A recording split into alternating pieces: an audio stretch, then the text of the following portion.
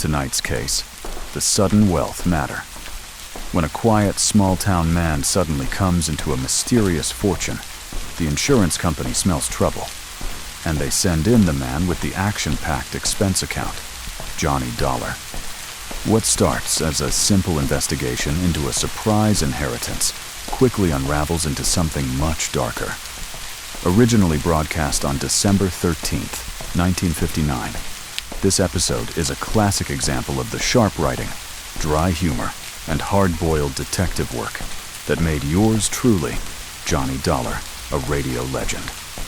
Get comfortable and enjoy another case from the files of the one and only Johnny Dollar. From Hollywood, it's time now for...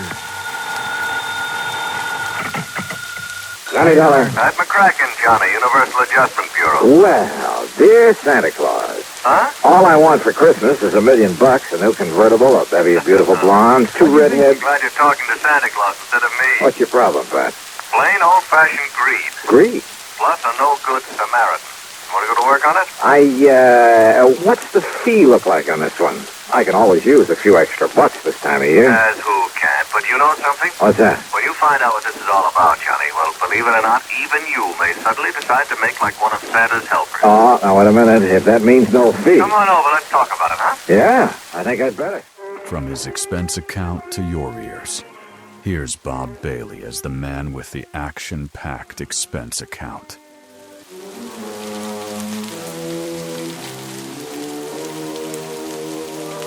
Expense account submitted by Special Investigator Johnny Dollar to the Universal Adjustment Bureau, Home Office, Hartford, Connecticut. Following is an account of expenses incurred during my investigation of the sudden wealth matter.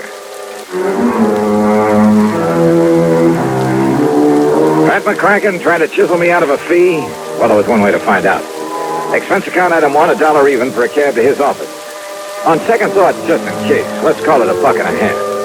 When I got there, Pat got straight to the point. Johnny, as you know, we adjust insurance claims, do a lot of other services for a lot of small companies. So? Well, a good many of them cater to the farming community. Not only home and property insurance, but they push endowment, the retirement type of policies. Companies like, Amalgamated Life, Trinity Mutual, New Britain Mutual, and so on. I think I've worked for all of them. Well, then you know the sort of clientele they cater to. So what's happened?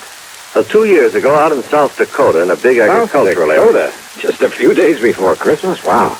Now listen, Pat, We suddenly got notice that a lot of people in a town near Sioux Falls were cashing in their insurance. Well, then a little over a year ago, the same thing happened in a farming section near Fayetteville, Tennessee. And about 6 months ago at a small town near Macon, Georgia. And these people are not only cashing in their policies, but they were borrowing on their land, hawking their furniture, raising cash any way they possibly could. For what purpose? To invest in the stock market. Oh, well, maybe you can't blame them. Johnny. Own a few shares myself. Some AT&T, Sure. GE, some Union Carbide. Yeah, but you buy those blue chips, and through a legitimate broker. Well, doesn't everybody? Not these people. They were handing that over to some guy who moved into town and promised to double any money they gave him inside of 3 weeks. Oh, no. That old racket? That old racket. They'd give him $100 to invest for them, and 3 weeks later he'd return them $200? Yes. And when the word got around, everybody in town would start handing him his life savings. Yes. And out of the money coming in, he'd pay off the early suckers. Pay them 2 for 1. So they and all the rest of the pigeons would keep handing him more and more. And then, of course... Oh, sure. As soon as he got a really big bundle in his hands, he'd disappear. Exactly. Oh, brother. One of the oldest, dirtiest, meanest rackets in the world. And the poor, greedy people are still falling for it and getting burned. And the authorities haven't been able to catch up with this guy. By the time they have, he's been gone. But now the latest series of policy cancellations started coming in only a few weeks ago from a town called Enterprise, New Jersey. Well, then, Pat, there may be time to nab him. I hope so.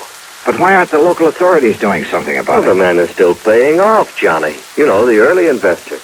You can't nab him for that. Oh, well, what he's really doing, though, is setting up the later suckers for a big killing. Of course.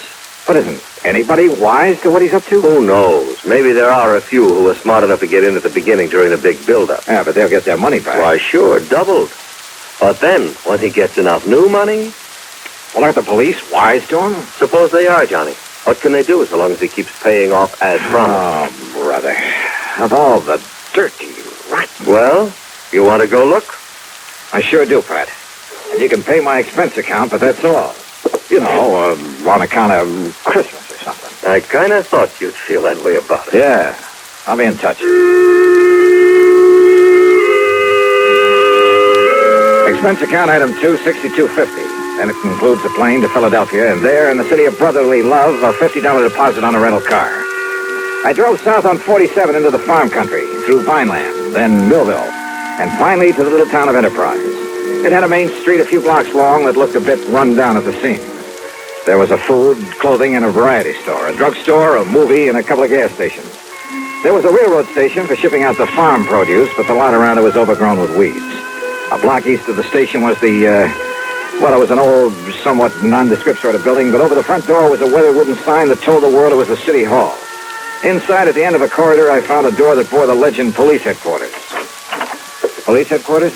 That's right, son. I'm the chief of police, Chief Walters. What'd you say your name is? Well, I didn't, but it's Johnny Dollar. Well, pull up a chair and sit, Mr. Dollar. Okay, thanks. Yeah. Now, what can I do for you? Chief Walters, I'm an insurance investigator. Huh? Oh, sure, Johnny. Sure, I know all about you. I hear all about them cases you investigate on the radio. Yes, I catch it on WCAU in Philadelphia. Good. Well, now listen, I hope you didn't bother coming down here just on account of I took some cash out of my policy. You did? Well, tell you the truth, Johnny, a lot of people did. Oh, you know how it is. Something special comes along, you can use some extra cash. Oh, but now don't you give it a second thought. Oh, why do you say that? Well, a few more weeks from now, the folks in this town will be buying up more insurance than ever. They'll be buying more of everything. Uh-huh.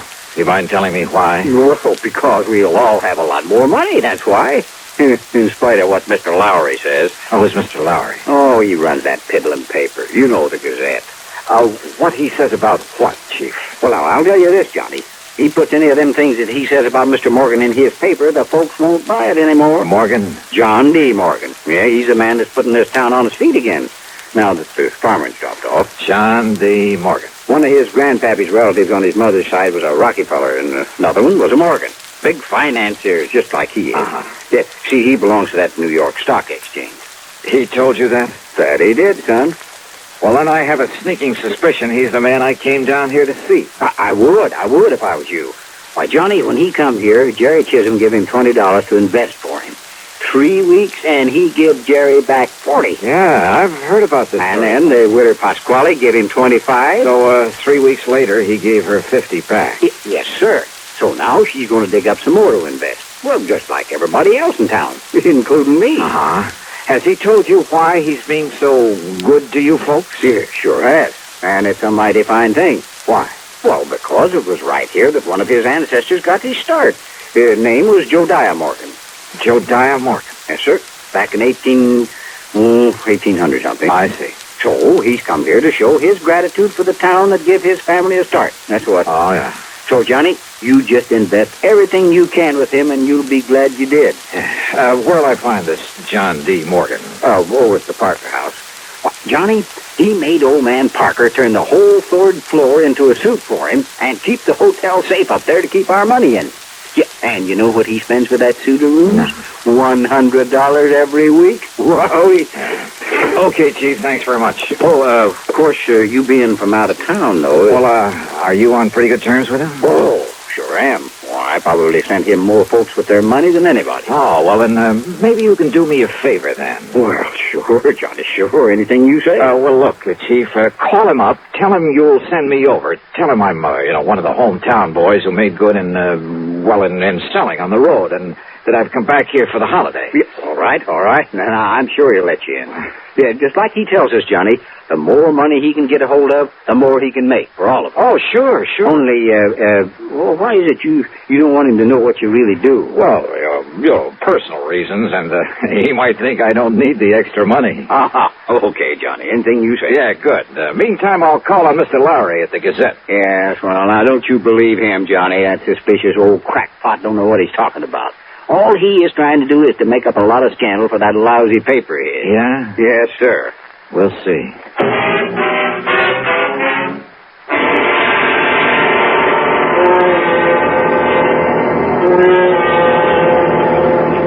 Subscribe to Retro Radio Reimagined for more videos like this. It only takes a second, and you won't miss any of our upcoming videos. Leave me I've tried to pound some sense into their heads, Mr. Dollar, but they won't listen to me. If I print something about that shyster in my paper, they won't buy it. It's unbelievable. All they do is keep handing over more of their hard-earned money to us. Oh, sure, but they're getting it back, aren't they, Mr. Lowry, plus a handsome profit? Sure they are, those who gave him money over 3 weeks ago. So what do they do then? They go out and beg and borrow some more and give that to him. You just can't raise it. So he keeps taking in more than he's paying out. 10 times as much, every day. But as soon as he's got hold of every cent these people can cough up for him, well, you know. Oh, yeah, I know. Oh, if only I could get some action around here, get him locked up in jail. Yeah, but how can you as long as he's paying out on the original investments? You have no case against him. I know. Well, he'd sue for false arrest and have you over a barrel. Of course. Oh, the suckers would rally to his side and you couldn't prove a thing on him. I know. You simply can't touch him, Mr. Lowry, until he makes a break for it. Yes, but who knows when he'll try it? If he's clever enough to do what he's doing, and with a stupid one-man police force in this town... Wait a minute. Yes? There's one way of knowing when he'll try to duck out of here. How? By giving him the necessary encouragement. The only encouragement you could give to a man like him would be in the form of money. That's right. Now, look, I got a plan, Mr. Lowry. It'll take your complete cooperation. And it may take the use of some of your money. My money? It's a chance, but the one chance we have. Now, that's carrying things a little too far. Hey, look, are you on my side or his? Well, you know the answer to that. Okay, then our job right now is to convince him that we're on his side. What? Yeah, sure. The only thing that'll make this John D. Morgan pack up and leave is more money. Well, of course. When he gets all he can out of the people. So listen to me, please. I want you to do two things. Now, I hear the press running back there. Yes, I started the run of today's paper just before you came. Stop the press. What? Yeah, set up a new front page. An apology for your previous attitude toward him. Apology? You know, now that you've seen with your own eyes what a good Samaritan he really is, what he's done for these people, what he'll continue to do for them. Mr. Dollar, I don't... Look, call in every kid in town if you have to, but get that paper in circulation. Then you call on Morgan. Call on? Yeah, with every penny you can scrape up. Give it to him to invest for you. Hey, is the local bank still open? It will be in for a couple of hours, but now look here, Mr. Dollar. Then I'll try to get hold of some money myself to give to that crook. You? Well, Dollar, don't you see Do you think he'll hang around once he's got his hands on a real bundle? Don't you understand, Mr. Lowry? Well? Why, yes, of course. Sure. That's the only way to make him try to leave town with it. Yes, it's a chance, though, Mr. Dollar. Have you got a better idea?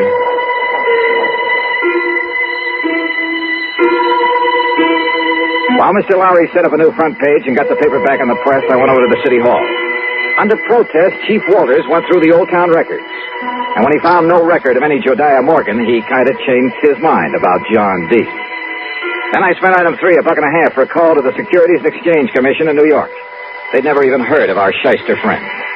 Chief Walters' protest then was because I wouldn't let him go straight to the hotel and slap the cuffs on John D. Morgan. And he is a crook. Lowry over at the Gazette was right. Well, sure, of course he was. But look, if you try to arrest Morgan now, you'll only make trouble for yourself.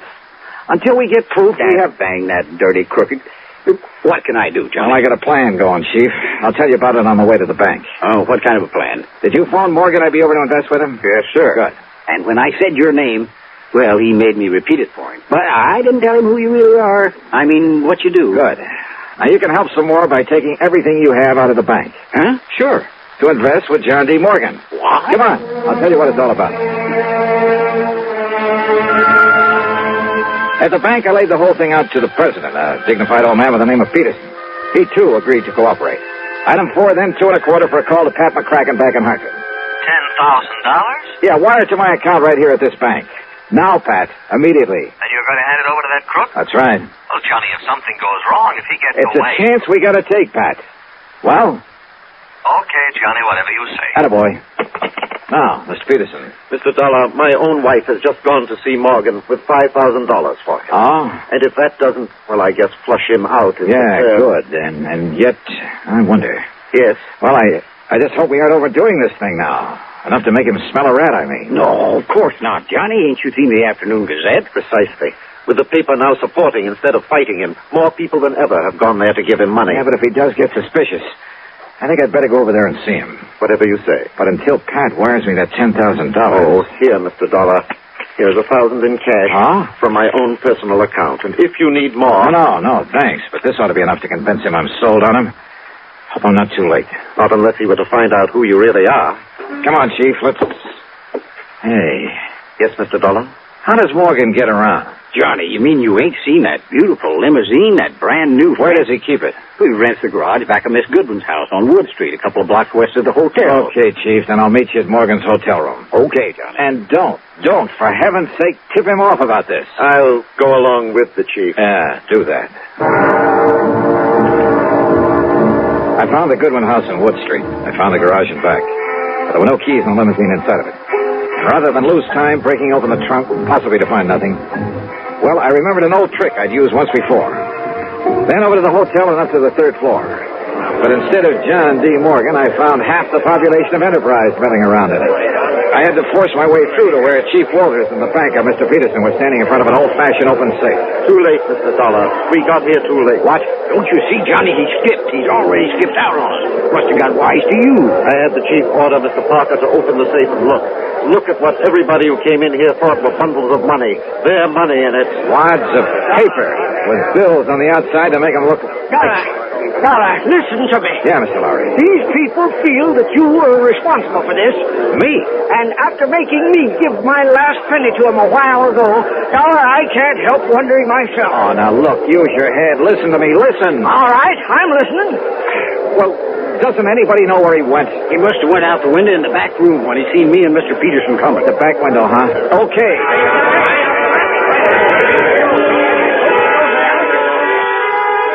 The very eagerness of that crowd to stop me was the only thing that let me get away and safely down the fire escape. For they jammed so tightly into that back room, into the window itself, that it was a long, precious second before the slow, clumsy old police chief could start down after me. I tore on over to the garage again. And there, sitting in the car, was John D. Morgan. One hand on the starter key, the other with a Colt 38 leveled at my head. You, huh? I might have known you'd done something to my car when I saw you leaving this garage for the hotel a few minutes ago, Dollar. That's right, Morgan. I took the rotor off the distributor. Then put it back quickly, or so help me, Dollar. Sorry, old man. It stays right here in my pocket. You give me no choice. I'll have to kill you and take it All away. right, wait a minute, Morgan. Look out there on the street. Oh, those people. Yeah, that's right. And I don't think they like you anymore. You see their faces? Not very pleasant looking, are they? Oh, no, let me... Oh, help me. They'll kill me. Maybe. You had that money for him? Oh, yes, it's in the trunk of this car, all of it. Then you'd better open it up and be ready to give it back to them. Yes, tell them I will. I'll give it all back, all of it. After you let me have that gun. What? Come on. I'd hate to think of what they might do if they saw you waving that thing around. Oh, here, take it, please. Okay. Now get out and open up that trunk for him.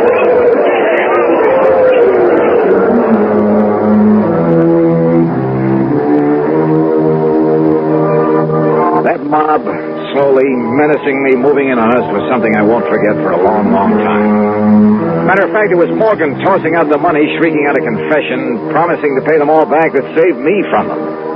And now, of course, he'll be taken care of by the courts. Yeah, plenty.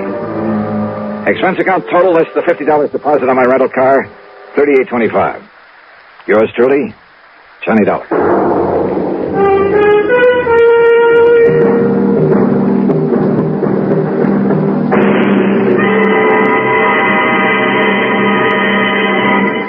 Now, here is our star to tell you about next week's story. Next week, the strangest disappearance I've ever been called on to investigate. Join us, won't you? Yours truly, Johnny Dollar. Yours truly, Johnny Dollar, starring Bob Bailey, originates in Hollywood and is written, produced, and directed by Jack Johnstone. Heard in our cast were Lawrence Dobkin, Forrest Lewis, Junius Matthews, Edgar Barrier, and Russell Thorson. Be sure to join us next week, same time and station, for another exciting story of yours truly, Johnny Dollar. This is Dan Cubberly speaking. Time once again for another tale of suspense as this popular weekly drama follows on the CBS Radio Network.